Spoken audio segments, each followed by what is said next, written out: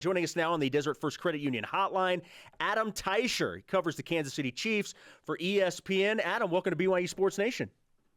Hey, how are you guys doing today? We are doing really well. And now I know it's lunchtime there in Kansas City, which begs the question, since we're talking about the area known for great barbecue, I know everybody's got their favorite. Which, in your opinion, is the best barbecue place in Kansas City? I'm a Oklahoma Joe's guy, which recently changed its name to Joe's Kansas City. So if you only can get one barbecue meal in Kansas City, that's the place to go. And do you have like a close second, or is it all Joe's Kansas City? Oh, that's kind of my go-to place. You're making me hungry here by talking about it, but that's kind of my go-to place, yeah. I wanted to talk to you, first off, about Andy Reid, and I loved the Andy Reid hire. Obviously, out here as a former BYU guy, and everybody was really happy to see him get another job after he left Philadelphia. I don't think he's disappointed. I'm curious, from your perspective, how is Coach Reid being received as he enters year 4 in Kansas City?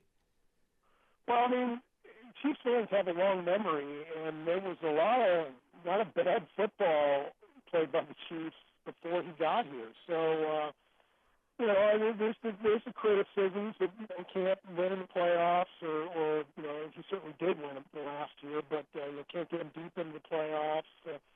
Questions about his play calling or his late game strategy, clock management, those kinds of things. But Chiefs fans remember that he runs a pretty solid program. They remember certainly the days before he was the coach in Kansas City. So he's been a pretty popular guy.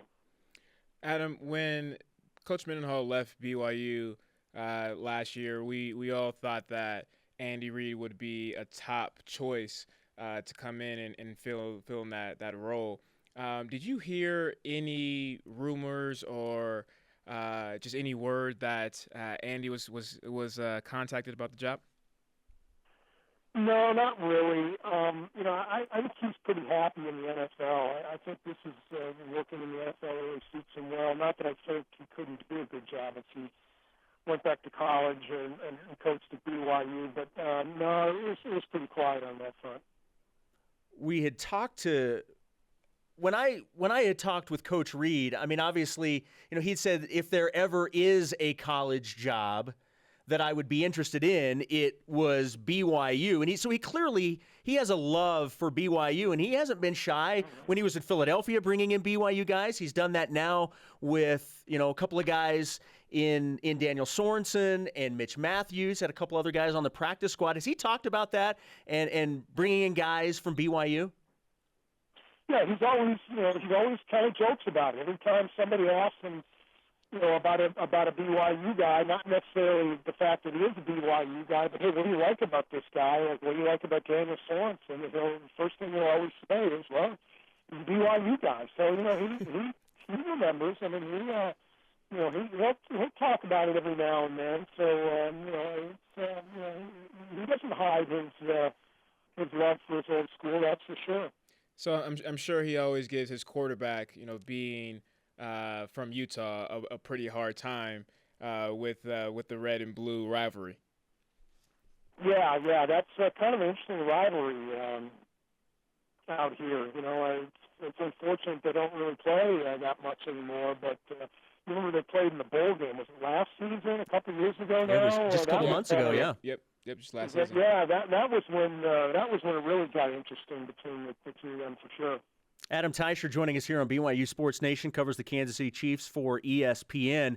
We mentioned Daniel Sorensen, and he obviously seems to have found a home as an undrafted free agent. He's been really good on special teams, played well in the secondary when given the opportunity. What do you expect his role to be this upcoming season? I don't think it's going to change a whole lot, but you're right. He has done a nice job coming in. He's carved out a nice niche for himself, and that's what most players in the NFL, you have your superstars, and then you have guys who create roles for themselves. He's done a real nice job. He'll kind of play that sort of that hybrid safety linebacker position when the Chiefs go with some extra DBs, and He's done a nice job of that. And as you mentioned, he was playing on special teams as well. So he's done that well for himself, and I expect he'll make the Chiefs again this year. As a matter of fact, they just finished the off-season practice yesterday, but he was starting. He was their first-team free safety, believe it or not, because Eric Berry hasn't been practicing. Eric Berry didn't have a contract, so he wasn't attending the off-season practice. And so he kind of got a lot of those snaps during the off-season as well. So, I think it was a good off-season for him. And, other than an injury to Daniel Sorensen, I don't see any scenario where he doesn't make the team this year. How is Daniel viewed by his teammates, maybe specifically at that position group? Oh, I think there's a lot of respect for him. Again, he's kind of a guy who came out of nowhere. I mean, he was undrafted, and I think the guys who make it that way kind of. I think everybody looks at them with a lot of respect because they've really got to earn what they got. A lot of times the draft pick, even a low-round guy, he'll get a grace period to show what he's got. But the undrafted guys really have to prove something. They've got to show something right away, and that's kind of what Daniel Sorensen did. Adam, I saw an article, I think, or I don't know, maybe I was talking to my friends about it, that Danny had made a captain role for special teams, I think for about 2 weeks. Can you speak to his leadership and how guys view him, and even more so Andy Reid as his head coach? Yeah, I mean, again, I do think that there's a lot of respect for Daniel Sorensen. Yeah, he's kind of one of the regulars on special teams, so he's kind of got that role, and I think everybody feels pretty good about him for sure. Travis Kelce and Jeremy Maclin are clearly the top targets in the passing game, but overall, I would think that the receiving corps is looked at is not necessarily deep, which then brings us to Mitch Matthews, who is an undrafted free agent. What have you heard about Mitch Matthews? How has he looked in some of these mini camps and things like that? And what do you think his chances of actually making this team are? Well, yeah, I mean, you can see that with his size, there's some things to work with there. You could tell just from watching him during the off-season practices that there are some things that I think the Chiefs like about him. But having said that, the Chiefs are probably going to keep 6 wide receivers. The top 3 guys are pretty solid: Jeremy Maclin, Albert Wilson, Chris Conley. They drafted 2 guys, and we talked a minute ago about draft picks. Both of these guys, I think, are going to make the team. That leaves 1 spot, and there's some guys ahead of him right now. So for that last spot, so I don't think Mitch Matthews is going to make the regular season roster.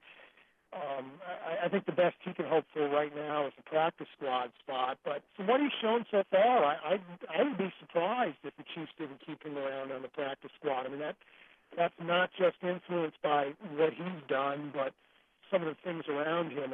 Hey, are there other receivers ahead of him? Do they need to keep a lot of bodies at a different position because they're thin on the regular roster? So that can be influenced by different things. But at this point, I'd be surprised if Mitch Matthews didn't make the practice squad here in Kansas City.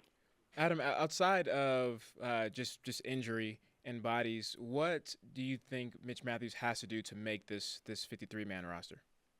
Well, yeah, I think it's going to be tough for him just because he's battling a lot of factors that are out of his control right now. I mean, anybody can make the team by playing really well. But right now, he's at the back of the line. He doesn't have a lot of experience. He does have 2 draft picks ahead of him as far as making the roster and claiming a couple of those spots. So I think realistically, it's going to be tough for him to make the 53 when the regular season starts. There's just too many guys ahead of him, and hey, if there's some injuries and some other factors playing, maybe he could grab one of those spots. But realistically, things we can foresee right now, I think it's going to be kind of tough. Adam Teicher covering the Kansas City Chiefs for ESPN. Adam, I know you do great stuff. I've followed you for a long time. For those that want to follow you on Twitter, what's your Twitter handle? It's at Adam Teicher, just one word. There you go. Great stuff on the Chiefs. Again, my favorite team. I'm very excited, but also great stuff on the BYU Cougars that are on the roster. We appreciate the time, and good luck this season. Thanks. Anytime, guys.